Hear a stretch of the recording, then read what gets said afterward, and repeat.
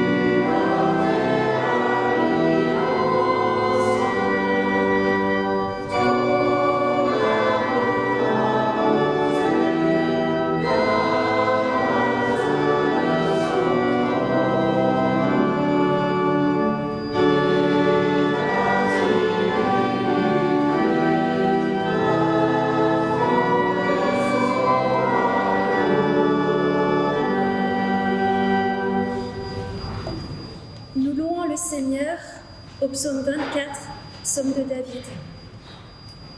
C'est au Seigneur qu'appartient le monde avec tout ce qu'il contient, la terre avec ceux qui l'habitent. C'est lui qui l'a fixée au-dessus des mers, il la maintient au-dessus des flots. Qui sera admis à gravir la montagne du Seigneur, à se tenir dans le lieu qui lui appartient? Ceux qui ont gardé les mains nettes et le cœur pur, qui ne sont pas attirés vers le mensonge, qui n'ont pas fait de faux serments. Ils recevront la bénédiction du Seigneur et seront approuvés par Dieu, leur Sauveur. Tels sont ceux qui le cherchent, ceux qui se tournent vers Dieu. Portes, ouvrez-vous largement. Élevez-vous, portails éternels. Que le grand roi fasse son entrée. Qui est ce grand roi?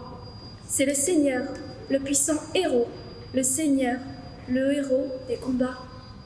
Portes, ouvrez-vous largement. Élevez-vous, portails éternels, pour que le grand roi fasse son entrée. Qui est donc ce grand roi? C'est le Seigneur de l'univers, c'est lui, le roi de splendeur.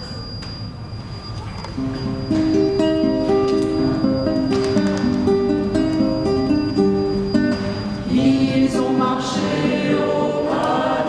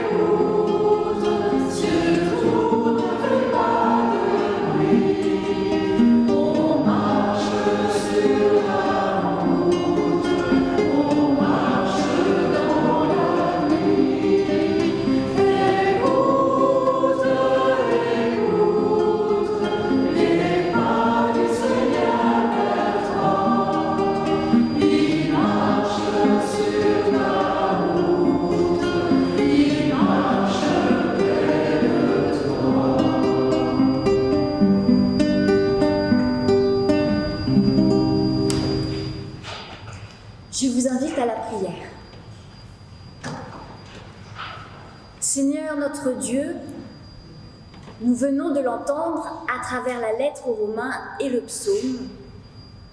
Tu nous appelles à placer notre foi en toi et à obéir à ta parole. Avoir foi et obéir. Ces trois mots sont si simples, si petits, et pourtant, ils engagent toute notre vie avec une telle force, une telle radicalité que souvent nous reculons devant eux.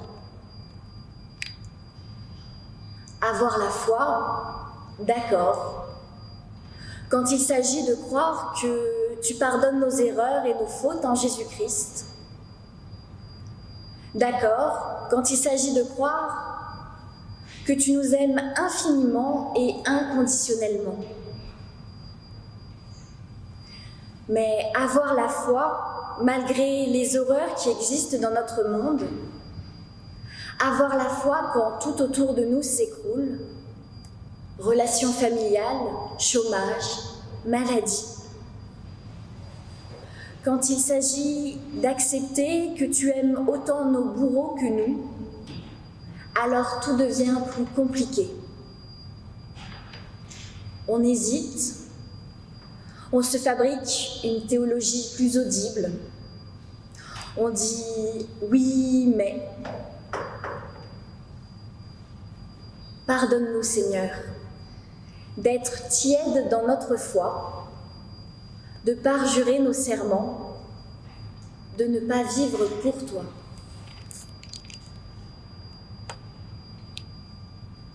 Obéir à ta parole, d'accord.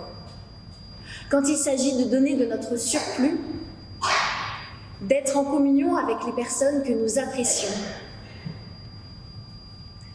Mais obéir à ta parole, quand il s'agit d'ouvrir nos portes à des étrangers, à des différents de nous, tout se complique. Et si il n'y avait pas assez de place pour tout le monde? Si on prenait de notre nécessaire, de notre vital? Obéir en se séparant d'une partie de notre pouvoir pour le confier à d'autres qui ne sont pas comme nous, c'est plus compliqué. On hésite, on retient, on sort les griffes et on ferme les mains. Pardonne-nous, Seigneur, car nos mains ne sont pas ouvertes et notre cœur est loin d'être pur. Pardonne-nous de ne pas vivre pour toi. Amen.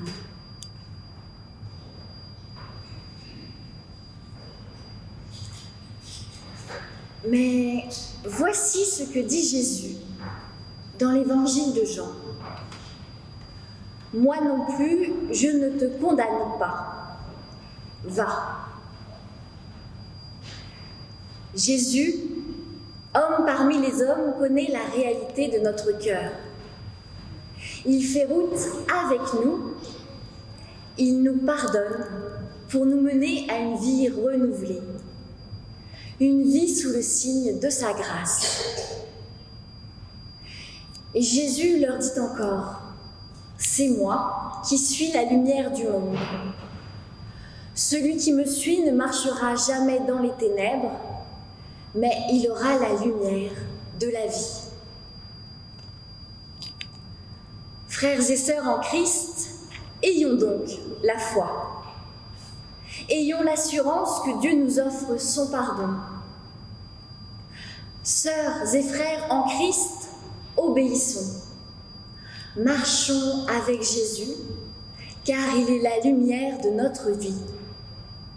C'est lui qui est notre bonne nouvelle, notre joie. Amen.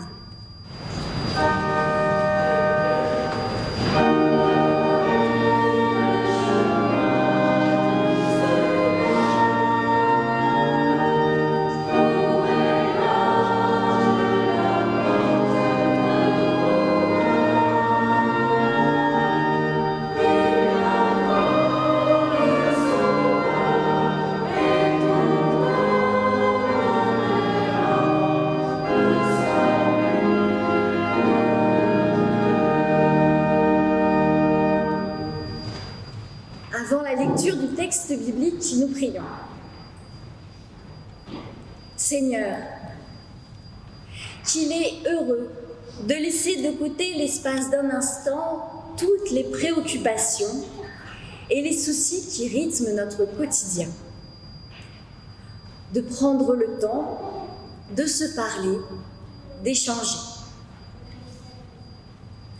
Qu'il est heureux de laisser jaillir la parole, comme l'eau qui ruisselle du torrent.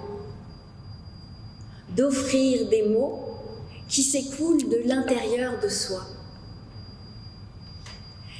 Qu'il est heureux de savoir que l'on est écouté et accueilli en vérité. Qu'il est heureux de prendre le temps de la parole, de prendre le temps de l'écoute. Amen. Nous lisons dans Jacques, chapitre 1, versets 22 à 27. Mettez la parole en pratique. Ne vous contentez pas de l'écouter en vous abusant vous-même. En effet, si quelqu'un écoute la parole et ne la met pas en pratique, il est semblable à un homme qui regarde dans un miroir son visage naturel et qui, après s'être regardé, s'en va et oublie aussitôt comment il était. Mais celui qui a plongé les regards dans la loi parfaite, la loi de la liberté, et qui y demeure, non pas en écoutant pour oublier, mais en mettant en pratique, en faisant œuvre, celui-là sera heureux dans sa pratique même. Si quelqu'un se considère comme un homme religieux, alors qu'il ne tient pas sa langue en bride, mais qu'il se trompe lui-même, sa religion est futile. La religion pure et sans souillure devant celui qui est Dieu et Père consiste à prendre soin des orphelins et des veuves dans leur détresse et à se garder de toute tâche du monde.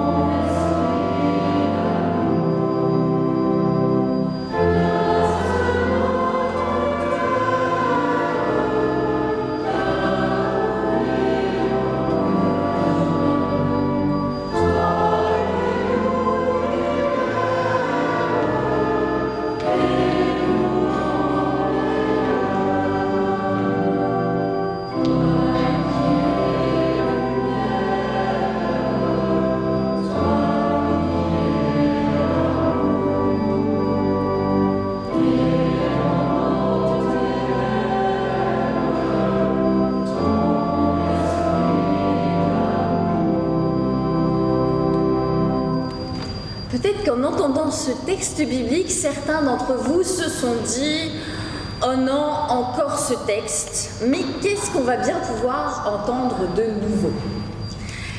Et je vous avoue que c'est exactement ce que je me suis dit quand j'ai réalisé que ce serait la 3e fois que je prêcherais dessus en moins d'1 an. Le problème quand on aime un texte, c'est qu'on l'aime, qu'on le partage avec les personnes et qu'on le fait aimer des autres. Et donc c'était normal c'était pas illogique que Manuel le choisisse comme texte pour son baptême. Mais j'ai quand même une bonne nouvelle, c'est que donc il y a 2 choses qui sont différentes par rapport aux 2 dernières fois. D'abord, nous sommes dans le temps de l'Avent, et ensuite, Manuel est militaire de profession. Et du coup, j'ai entendu ce texte vraiment différemment. Parce que quand on entend « mettez la parole en pratique », quand on est militaire, c'est pas la même chose que nous quand on entend « mettez la parole en pratique ». Dans l'armée, mettre la parole en pratique, c'est pas une métaphore. C'est pourquoi j'ai choisi d'axer ce culte sur la foi et l'obéissance. Alors je l'espère, avec cet éclairage nouveau, je ne devrais pas trop radoter. Mettez la parole en pratique, ne vous contentez pas de l'écouter en vous abusant vous-même. Cette petite phrase toute simple nous dit plein de choses. D'abord, elle nous apprend que la parole ne vient pas de nous, mais de quelqu'un d'autre. Mettez la parole en pratique. Pas appliquez ce que vous dites, faites ce que vous dites. C'est quelque chose qui nous est extérieur, qui vient nous interpeller et qui nous fait changer. Pourquoi ça? Pourquoi changer? Je vois deux raisons à ce changement. La première raison du changement, c'est le contenu de la parole elle-même. La parole qui nous annonce une bonne nouvelle. Comme le dit très bien Paul au début de son épître aux Romains que nous avons entendu tout à l'heure, la bonne nouvelle, c'est que Dieu nous aime, que Jésus-Christ est venu sur terre pour nous parler de cet amour et qui nous appelle à croire en lui et à lui obéir afin que nous vivions. Cette parole est source de changement radical, car si on la reçoit, et on est libre de la recevoir ou non, elle donne un sens à toute notre vie. Nous ne sommes pas sur terre pour vivre notre petite vie dans notre coin bien tranquille, mais pour vivre avec et pour les autres. Notre existence a pour but de prendre soin du vivant, parce que nous sommes tous interdépendants, que sans les autres, qu'ils soient humains ou non, notre existence paraît fade, que sans amour à partager, nous nous sentons seuls et inutiles. Cette parole est une bonne nouvelle car elle nous dit « Vous n'êtes pas seuls, vous êtes les maillons d'une chaîne immense et chaque maillon est essentiel pour la chaîne. » Ensuite, ce qui change notre vie n'est pas le contenu de la parole, n'est pas que, mais la personne qui l'a dit. Si nous pouvons placer notre confiance dans cette parole d'amour et de vie, c'est parce que c'est Dieu lui-même qui nous l'a dit et que nous reconnaissons son autorité. Parce que nous avons confiance en Dieu, alors nous pouvons croire en ce qu'il affirme. Parce que nous avons confiance en Dieu, alors nous pouvons nous mettre en mouvement et changer de notre façon d'être au monde. Alors du coup, la question que je me suis posée, c'est: sommes-nous obligés de croire en Dieu pour entendre et accepter sa parole? Et du coup, si cette affirmation est vraie, alors il n'y aurait personne qui se convertisse, parce que du coup, on se convertit en entendant une parole qui vient de Dieu, mais si on ne croit pas en Dieu, on ne peut pas entendre la parole. Bref, ça n'allait absolument pas. Donc je pense qu'il n'y a pas d'ordre. Notre foi en Dieu peut nous amener à entendre sa parole, mais la parole peut très bien nous faire prendre conscience de l'existence de Dieu. Et souvent, c'est un mélange des deux qui se produit en nous. Vous me suivez toujours? C'est un peu abstrait quand même. Je vais prendre un exemple. Un exemple bien connu. Lorsque l'ange vient annoncer à Marie que Dieu l'a choisie pour être la mère du Messie, il se passe plusieurs choses. Il y a l'écoute de la parole de l'ange, qui vient chambouler tous les projets de cette pauvre Marie qui n'avait rien demandé. Elle aurait très bien pu refuser, dire « Bah non, merci, je ne suis pas qualifiée pour ce poste » ou « Je ne suis pas sûre de croire en Dieu, donc non merci ». Elle aurait pu, mais elle ne l'a pas fait. Soit parce qu'elle avait une foi extraordinaire, qu'elle reconnaissait et acceptait l'autorité et le pouvoir de Dieu, soit parce que la parole de l'ange l'a remuée au plus profond d'elle-même et lui a permis de réaliser qu'elle avait effectivement la foi malgré ses doutes. Et c'est sûrement un peu des deux qui s'est passé. La parole de l'ange est venue confirmer sa foi, et sa foi, peut-être vacillante, mais sa foi quand même, lui a permis d'entendre et d'accepter cette parole et de la mettre en pratique. Elle a dit oui, et tout a changé dans sa vie. Par effet boule de neige, ce oui a changé la vie d'une bonne partie de l'humanité. Mettre la parole en pratique entraîne en nous une prise de conscience. Nous ne sommes pas seuls. Dieu est là, il nous aime. Il veille sur nous et il nous propose de devenir acteurs de son projet. Nous ne vivons pas pour nous-mêmes, mais pour et avec les autres. C'est mon premier point. Ma première bonne nouvelle pour aujourd'hui. La parole prononcée par Dieu nous amène à la foi, et la foi nous permet d'entendre encore mieux la parole prononcée par Dieu.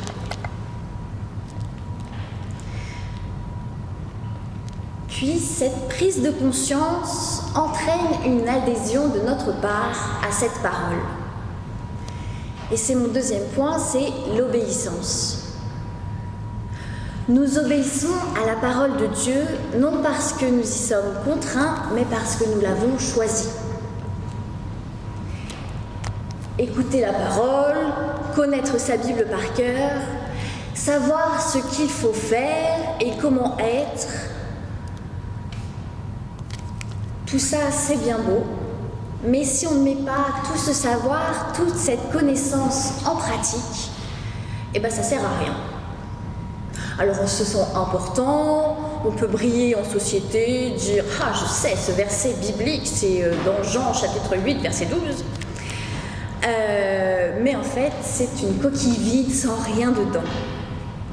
Imaginez un peu si Marie avait écouté l'ange,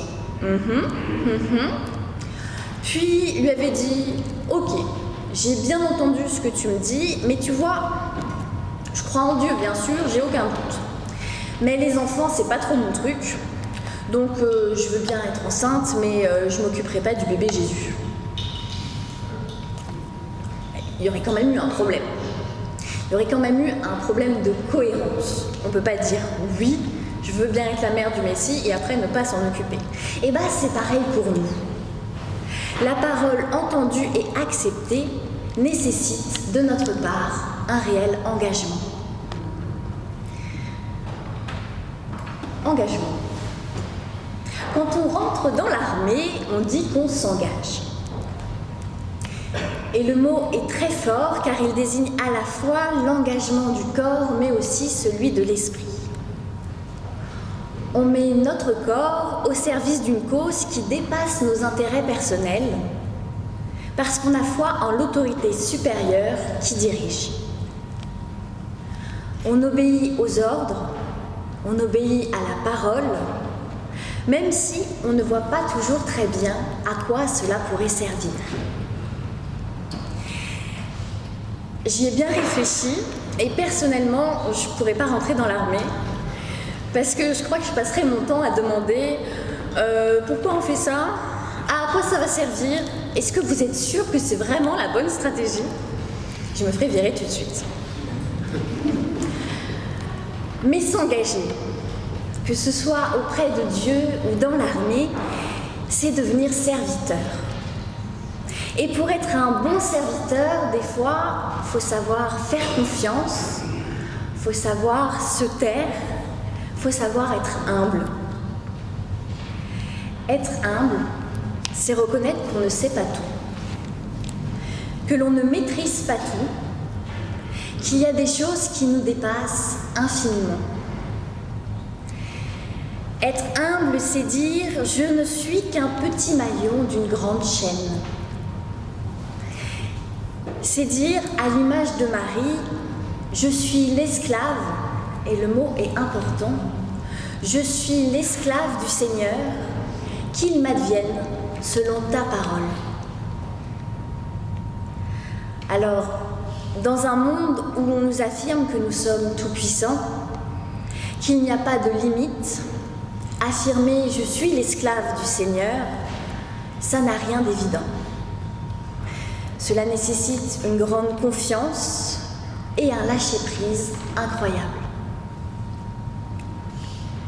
On pourrait penser que c'est une perte de liberté, une régression, que c'est bon pour les idiots. Et pourtant, je le crois, cette confiance, cette humilité est libératrice.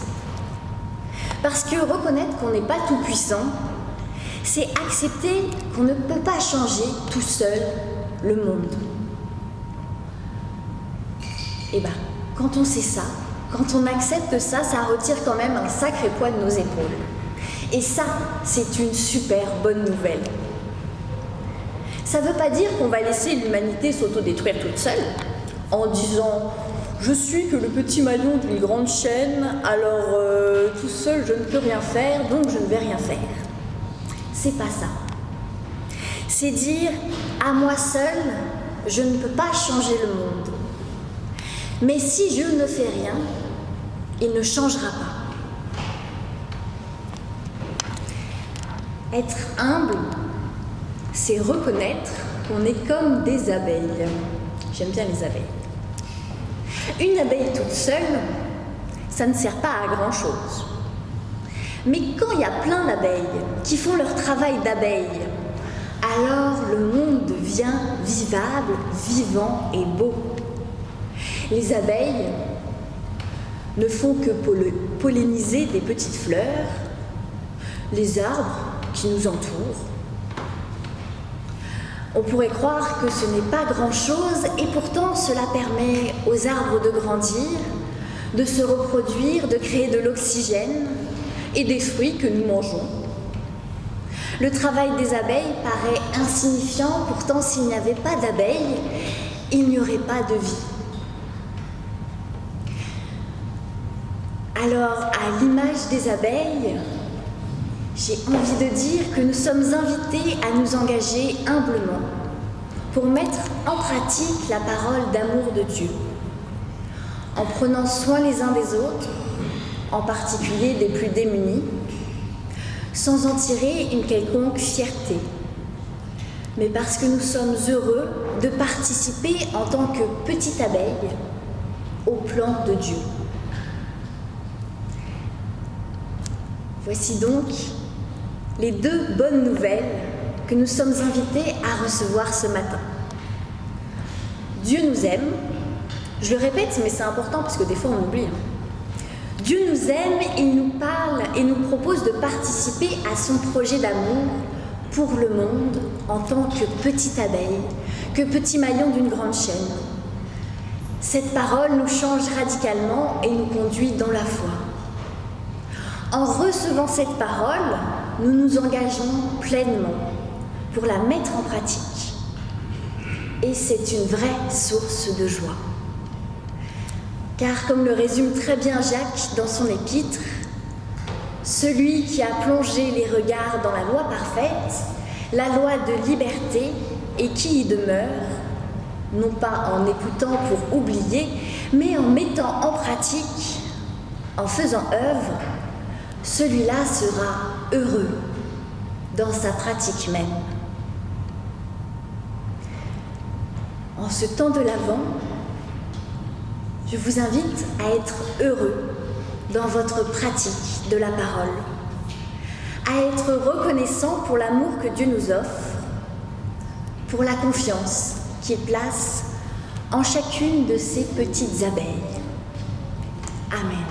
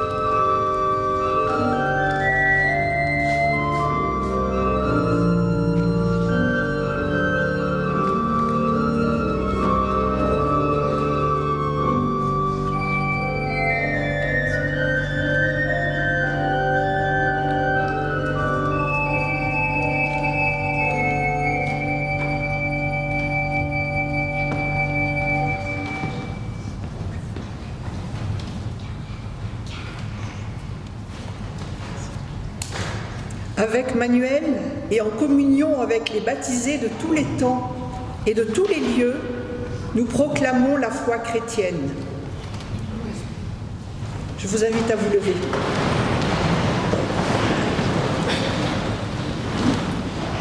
Il y eut un homme différent, qui n'a pas cherché la grandeur, qui s'est fait petit, qui s'est mis au service de moi, de toi, de nous tous.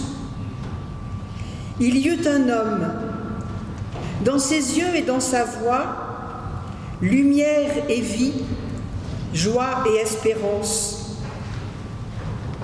Il y eut un homme qui s'est laissé crucifier, qui n'a crucifié personne, qui a tenu parole, qui est mort à cause de sa parole. Il y eut un homme qui a croisé notre vie, qui nous a donné son amour et sa vie, qui nous ouvre espérance et abondance, là où sévit la mort. Il y eut un homme dont la mort est devenue vie, dont la vie est devenue source. Il y eut un homme, son nom, Jésus.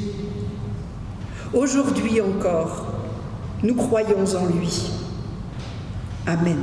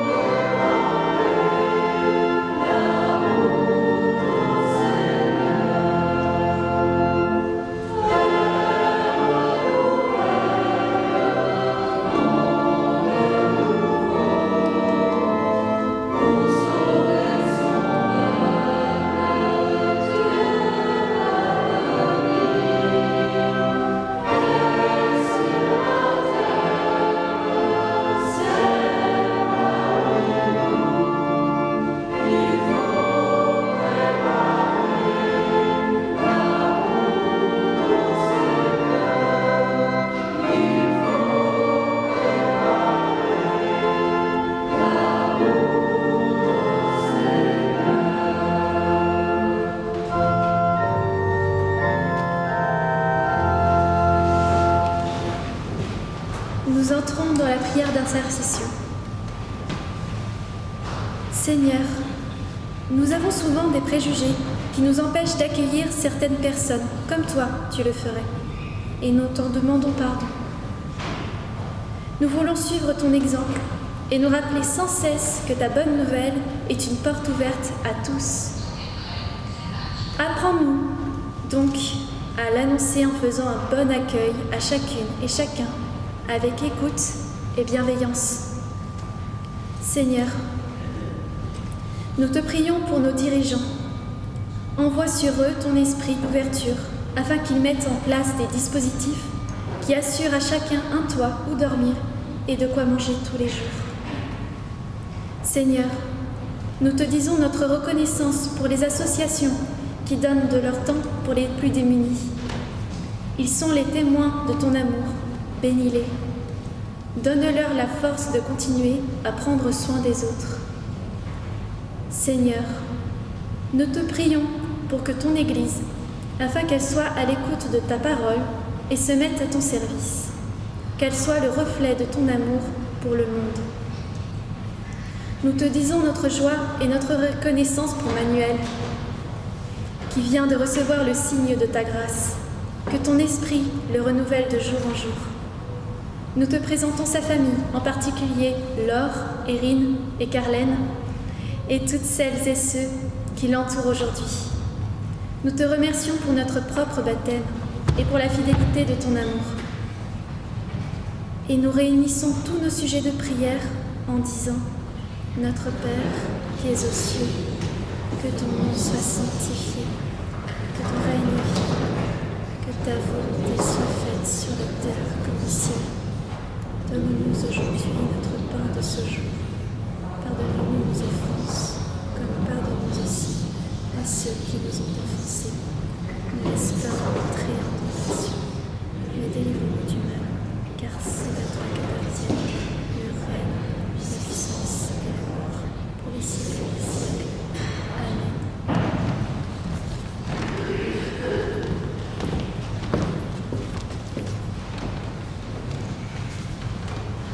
Nous arrivons à la fin de ce culte, les enfants vont être contents. Et je vous invite à vous lever pour l'envoi et la bénédiction.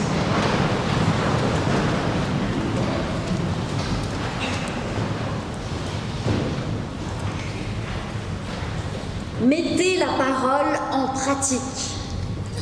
Ne vous contentez pas de l'écouter en vous abusant vous-même. Celui qui a plongé les regards dans la loi parfaite, la loi de liberté, et qui demeure, non pas en écoutant pour oublier, mais en mettant en pratique, en faisant œuvre, celui-là sera heureux dans sa pratique même. Le Seigneur vous bénit et vous garde. Le Seigneur fait briller sur vous sa lumière, il se penche vers vous. Le Seigneur tourne son visage vers vous, il vous offre sa paix. Allez, soyez dans la joie. Amen. Et nous chantons une dernière fois.